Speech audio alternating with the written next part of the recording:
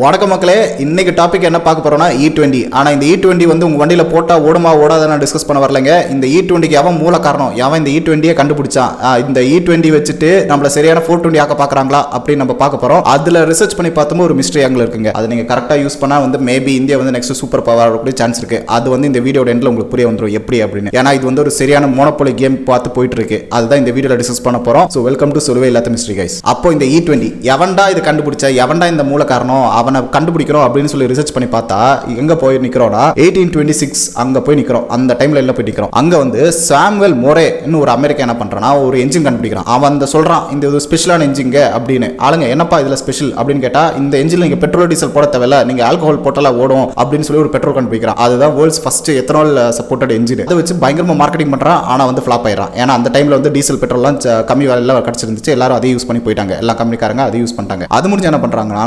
1876ல வந்து நிக்கோலஸ் ஓட்டோன்னு ஒருத்தன், இவன் தான் 4 ஸ்ட்ரோக் டெவலப் பண்ணான். இவன் என்ன பண்றானா, சரி நீ என்னடா ஒரு என்ஜின் வந்துட்டு ஆல்கஹால் பேஸ்ட் கண்டுபிடிச்சிருக்க, நான் வந்து alcohol and petroleum based engine கண்டுபிடிக்கிறேன்டா அப்படின்னு சொல்லிட்டு ஒரு என்ஜின் கண்டுபிடிக்கிறான். அந்த என்ஜின்ல நீங்க 2 ஃபியூல் போட்டாலும் ஓடுங்க. இவன் தான் செகண்ட் மூல காரணம். ஏன்னா வந்து இவன் என்ஜினை டெவலப் பண்ணிட்டான், 2 போட்டாலும் ஓடும் அப்படின்னு சொல்லிட்டு என்ஜினை டெவலப் பண்ணிட்டான். அது முடிஞ்சு என்ன பேர் வருதுன்னா, ஒரு பெரிய பேர் வருது, ஹென்ரி ஃபோர்டு. ஹென்ரி ஃபோர்டு யாருன்னா இந்த ஃபோர்டு கம்பெனி கண்டுபிடிச்சவங்க. அவன் என்ன பண்றானா, ஓஹோ நீங்க என்ஜின் தானே டெவலப் பண்றேன், நான் வண்டியா டெவலப் பண்றேன் அப்படின்னு சொல்லிட்டு ஃபோர்டு மாடல் டி அப்படின்னு ஒரு கார் டெவலப் பண்றான். அந்த கார்ல தான் ஃபர்ஸ்ட் வந்துட்டு நீங்க எந்த ஃபியூல் போட்டாலும் ஓடும், பிளெண்ட் பண்ண ஃபியூல் போட்டாலும் ஓடும், எத்தனால் போட்டாலும் ஓடும், பெட்ரோலும் போட்டாலும் ஓடும் அப்படின்னு ஒரு காரை டெவலப் பண்ணிட்டு மார்க்கெட்டிங் பண்றான். ஆனாலும் நான் சொன்ன மாதிரி அந்த டைம்ல வந்து இது பெருசா ஒரு வேல்யூ இல்லாதனால அது அப்படியே முடிஞ்சிச்சு. ஆனா அவன் என்ன சொன்னானா, ஃபியூச்சர்ல சண்டை வந்து எத்தனால் ரிலேட்டட் தான் வரும், எல்லாரும் அதை பார்த்து போவாங்க அப்படின்னு வந்து ஒரு டைம் டிராவல் சொல்றது மாதிரி அப்பவே சொல்லிட்டு போயிருக்காரு. இது முடிஞ்சு எப்படா இந்த E20 E13 எல்லாம் இந்த பேர் வர ஆரம்பிச்சிச்சு அப்படின்னா, இந்த 1920s to 1930s டைம்ல என்ன பண்றாங்கன்னா யூஎஸும் பிரேசிலும் சேர்ந்துட்டு, சரி என்னப்பா இந்த பெட்ரோலை லைட்டா வந்து மாயம் மிக்ஸ் பண்ணா எப்படி எத்தனால்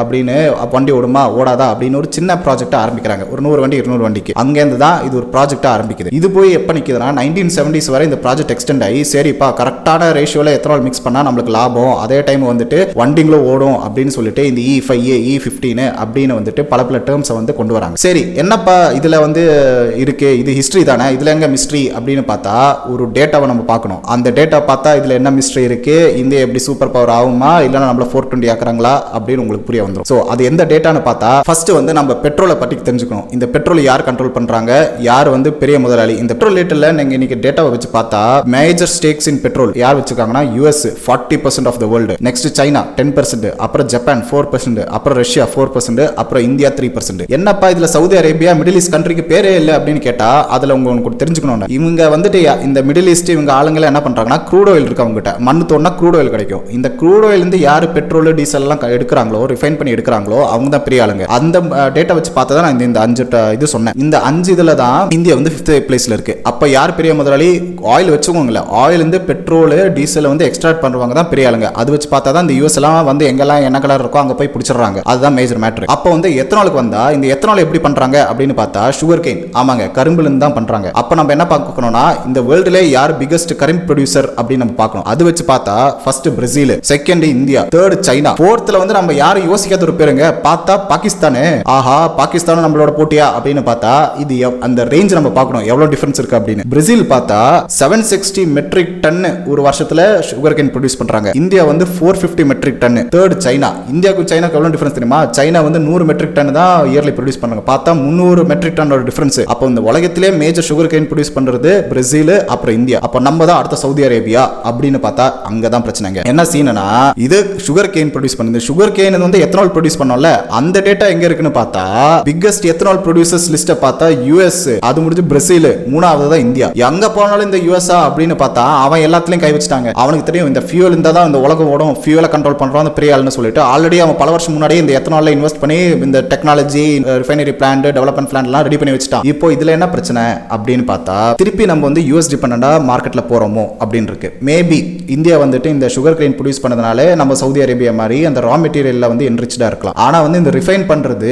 52% மார்க்கெட்டை வந்துட்டு இந்த US காரன் தான் ஹேண்டில் பண்றான் இன்னைக்கு எத்தனாலுது. அப்ப திருப்பி US டிபெண்டா போறோமா, ஃபியூச்சர்ல ஒரு 50 வருஷம் முடிஞ்சிட்டு எத்தனாலுக்கு பேஸ்ட் பண்ணி வார் வருமா அப்படின்னு பார்த்தா சான்ஸ் இருக்குங்க. அப்பதான் நம்ம பார்க்கணும் இதுல என்ன மிஸ்டேக் இருக்கு அப்படின்னு. ஏன்னா இந்தியா வந்து டக்குன்னு வந்துட்டு ஆயில் பிரச்சனை அப்படின்னு சொல்லிட்டு எத்தனால இன்ட்ரோடியூஸ் பண்ண மாட்டாங்க. இதுல நம்ம 2 ஸ்ட்ராட்டஜி பார்க்கலாங்க. இதுல என்ன ஸ்ட்ராட்டஜி 1னா, இந்தியாவும் யூஎஸும் சேர்ந்து சைனாக்கு ஆப்போக்க பாக்குறாங்களோ அப்படின்னு ஒரு ஆங்கிள் இருக்கு. ஏன்னா வந்து பிக்கஸ்ட் எத்தனால் ப்ரொடியூசர்ஸ் வந்துட்டு யூஎஸ். ஆனா one of the biggest sugar cane producers வந்து இந்தியா. இவங்க ரெண்டு பேரும் சேர்ந்தா இந்த வேர்ல்டுல வந்து almost 50 to 60% ethanol based fuel ப்ரொடக்ஷனை நம்ம கண்ட்ரோல் பண்ண போறோம். அப்படி பார்த்தா சைனா வந்து அவுட் ஆஃப் ஃபீல்டே போயிடும். அந்த சைனா கிட்ட ஒரு கண்ட்ரோல் ஃபேக்டரே இருக்காது. அவங்க கிட்ட வந்து இந்த ஃபியூல் ரிலேட்டட் கண்ட்ரோலே இருக்காது. அது ஒண்ணு. செகண்ட் பார்த்தா இந்தியா வந்து யூஎஸ் காப்புக்கு பாக்குறாங்களோ அப்படின்னு ஒரு ஆங்கிள் இருக்கு. எப்படின்னா நீ என்னப்பா 52%, நான் இங்க சுகர் கேன் நானே விளைவிச்சிட்டு நானே வந்துட்டு இங்க இருந்து ரிஃபைன் பண்ணிட்டு நானே எத்தனால் ப்ரொடியூஸ் பண்ணிட்டு நானே எல்லாருக்கும் டிஸ்ட்ரிபியூட் பண்றேன் அப்படின்னு வந்துட்டு ஒரு ஆங்கிள் இருக்கு. அதான் செகண்ட் மிஸ்ட்ரி. இந்த செகண்ட் மிஸ்ட்ரி ரிலேட்டடா ஒரு நியூஸ் வந்திருக்குங்க.